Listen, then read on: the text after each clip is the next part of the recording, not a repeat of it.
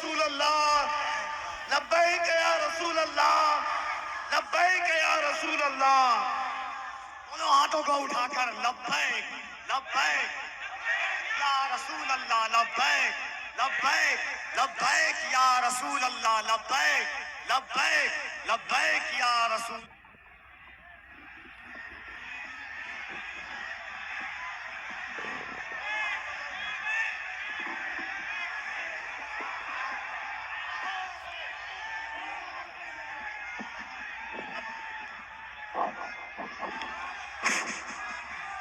ماشاء اللہ سبحان اللہ سبحان اللہ.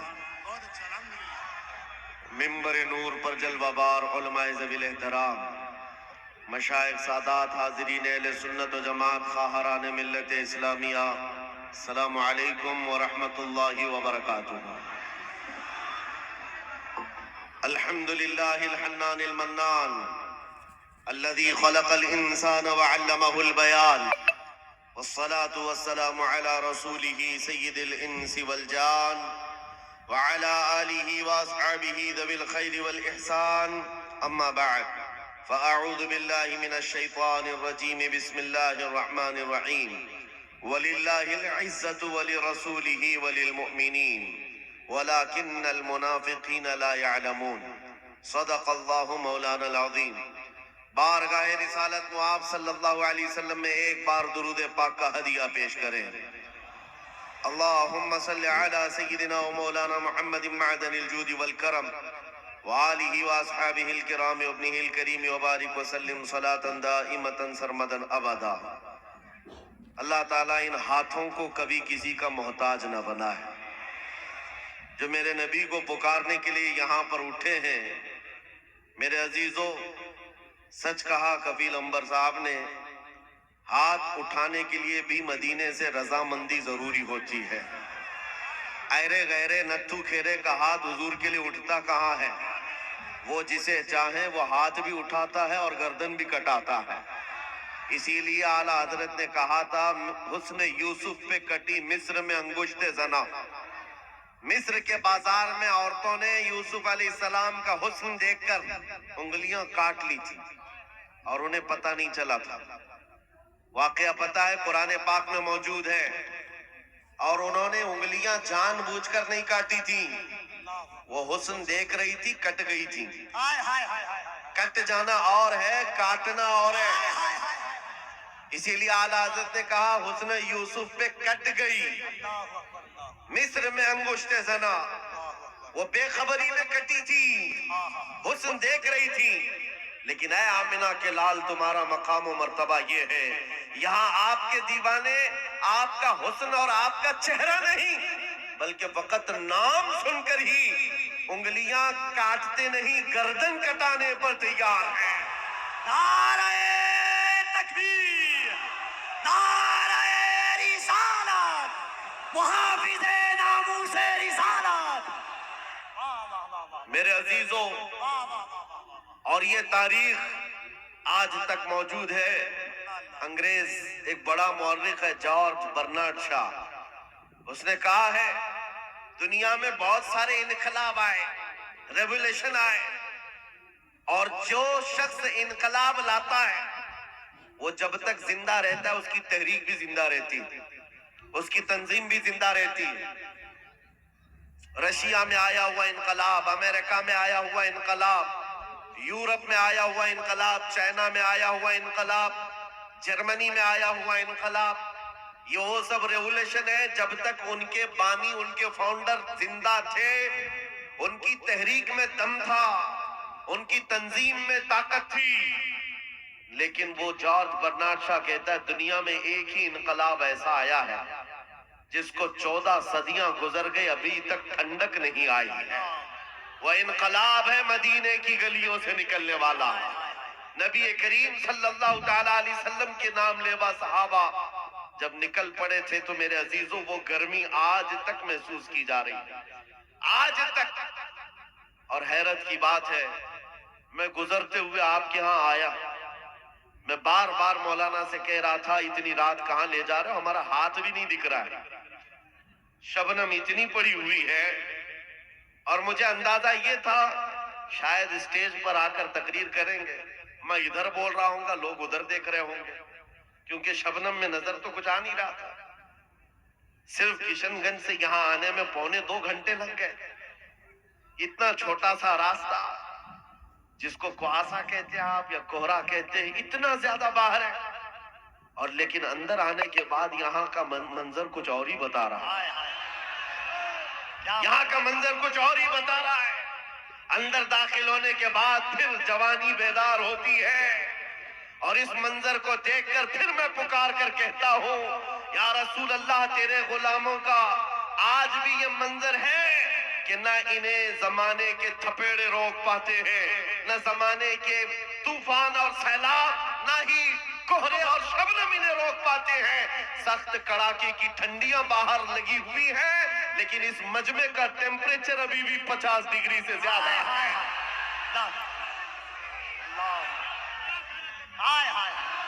لبیک یا رسول اللہ، اور ایک بات یاد رکھ لیں، اور ایک بات یاد رکھ لیں، یہ 50 ڈگری جو ٹیمپریچر ہے، یہاں پسینے بھی آ رہے ہوں گے لوگوں کے، باہر جاؤ تو ٹھنڈی میں ٹھٹرتے ہوئے لوگ موجود ہیں، لیکن یہ گرمی میرے عزیزو، یہ گرمی نیتاؤں کی لائی ہوئی گرمی نہیں ہے۔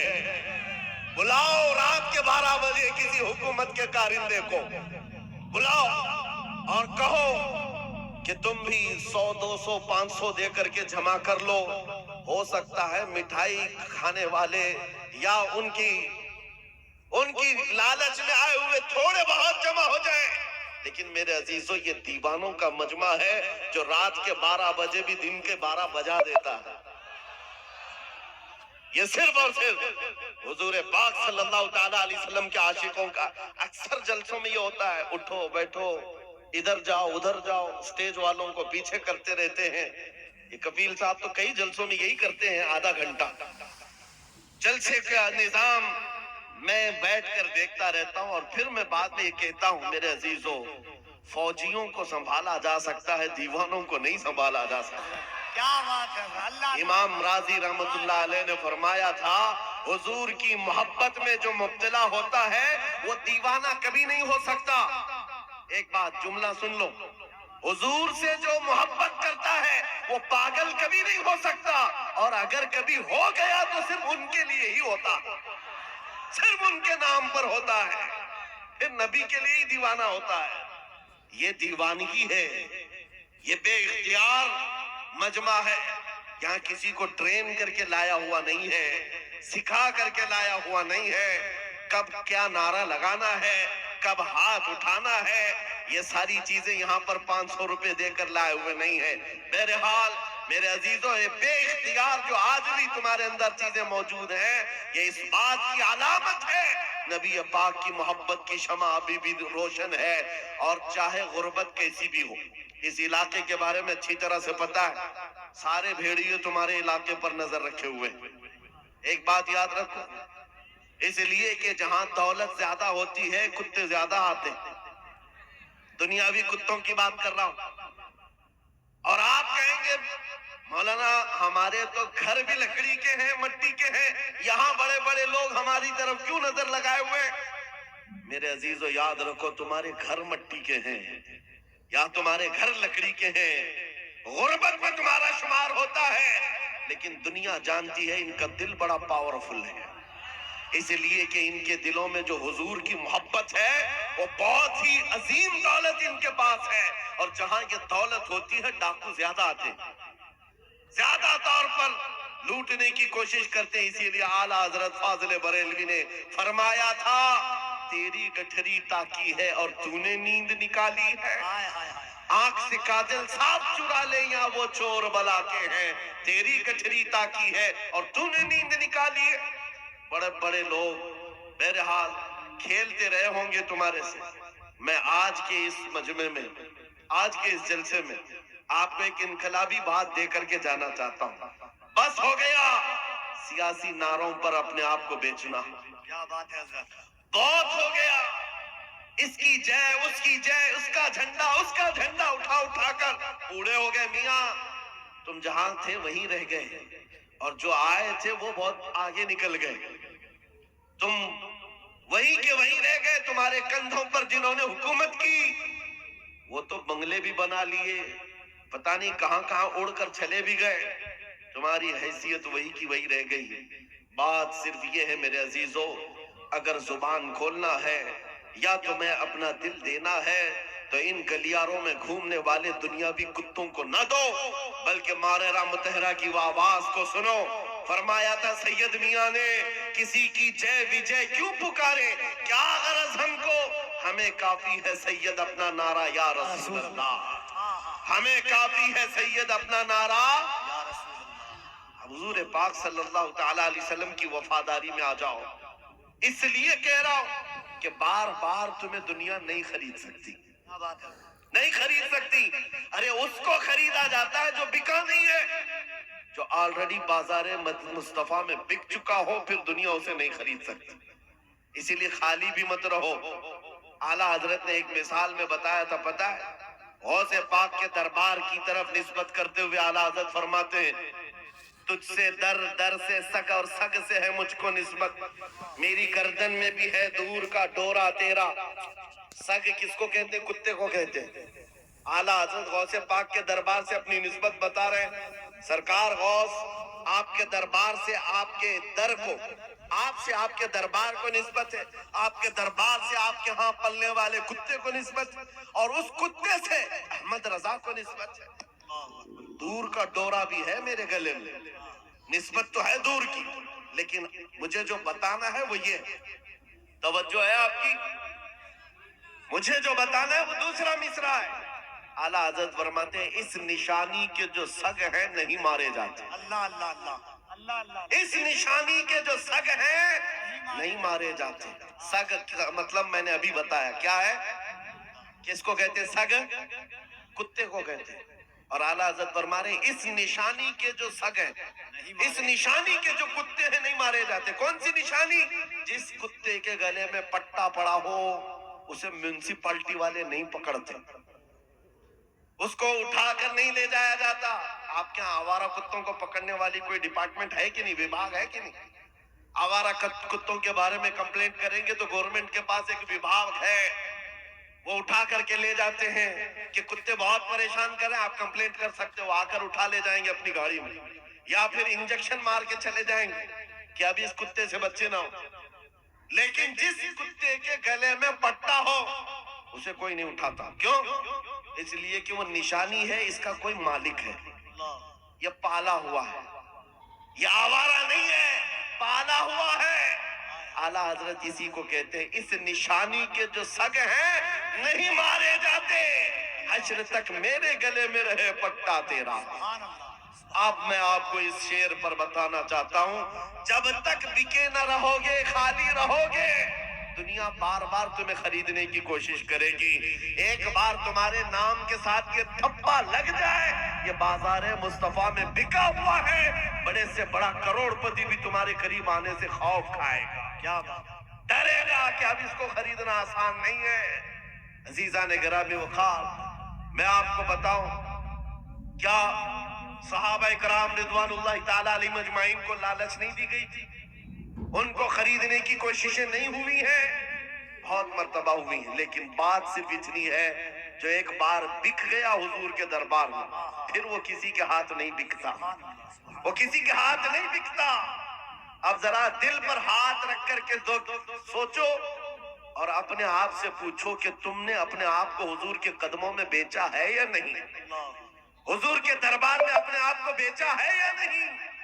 اگر بیچ لیا ہے تو بے خوف ہو کر جیو، اگر بیچ لیا ہے بے خوف ہو کر کے جیو، کچھ نہیں ہونا ہے۔ جو ایک بار بکتا ہے اس کا حال کیا ہوتا ہے پتہ ہے؟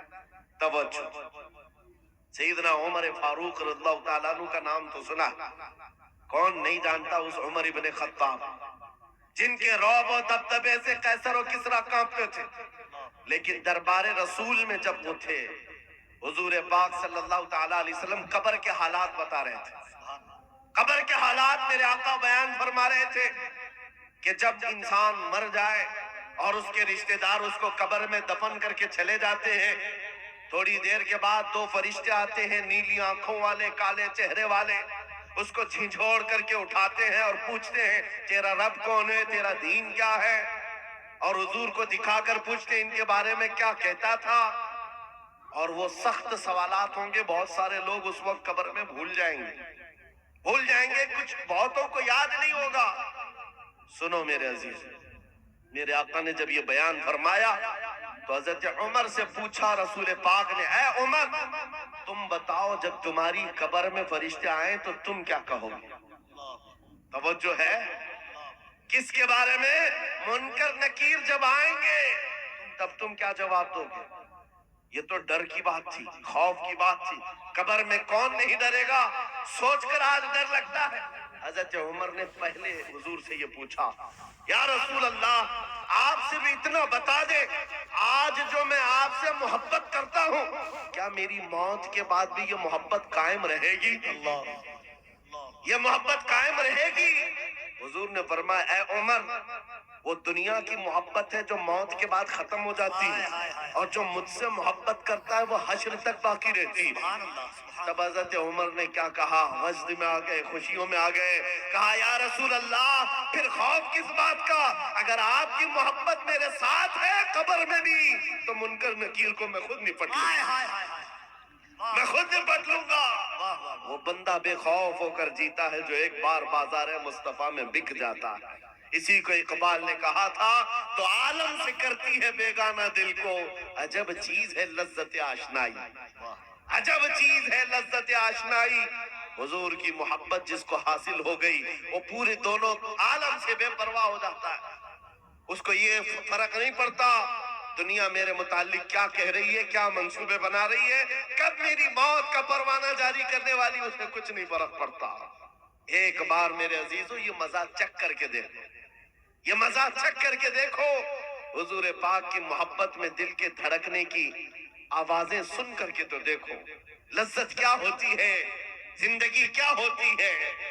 یہ جو آج ہمارا نوجوان آوارہ گردی میں بھٹک بھٹک کر کے روح کو بے قرار کر چکا ہے، کتنے ایسے ہیں، ایک دو نہیں، ہزاروں کی فہرست ہمارے پاس آتی ہے جو نوجوان رات کی بے قراری اور دن کی بے قراری میں ہیں.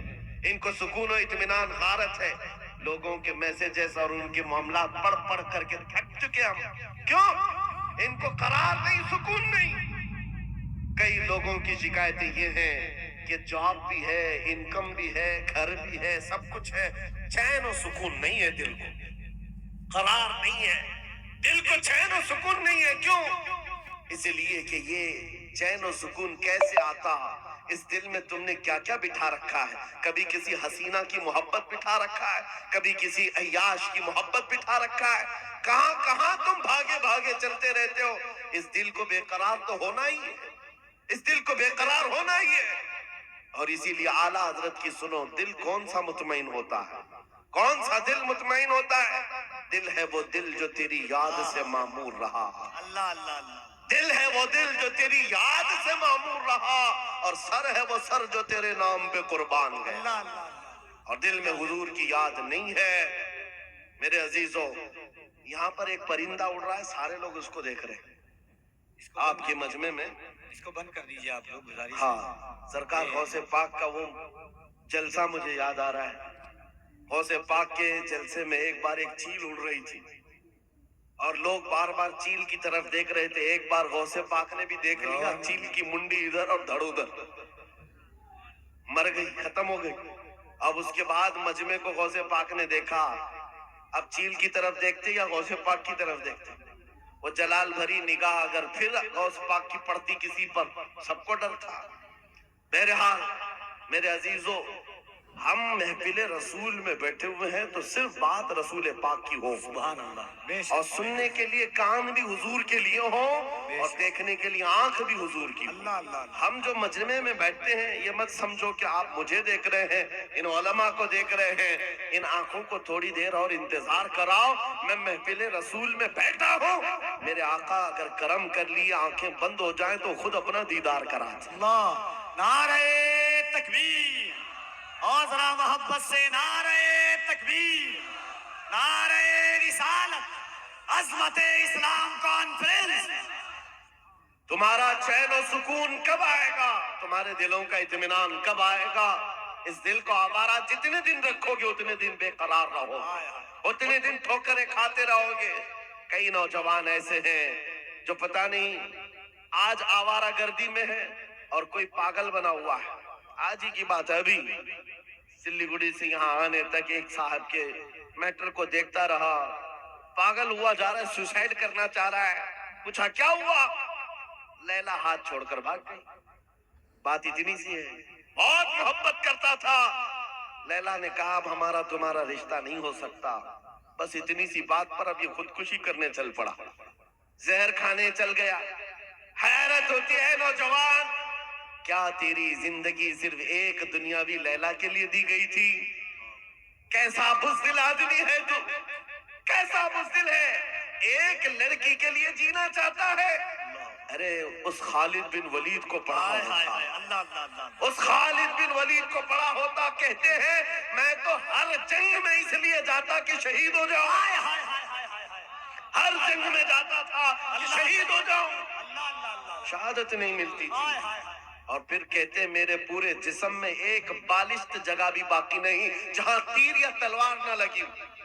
125 جنگوں میں شریک ہوئے، ایک ہی جنگ ہے جنگ موتا جس میں 9 تلواریں ان کے ہاتھ سے ٹوٹی ہیں، 9 بار تلوار ٹوٹی، 9 تلواریں بدلی، لیکن پیچھے آنے کو نہیں ہے۔ اس جوان کو بھی پڑھ لیا ہوتا تو تمہارے جذبے جوان ہوتے۔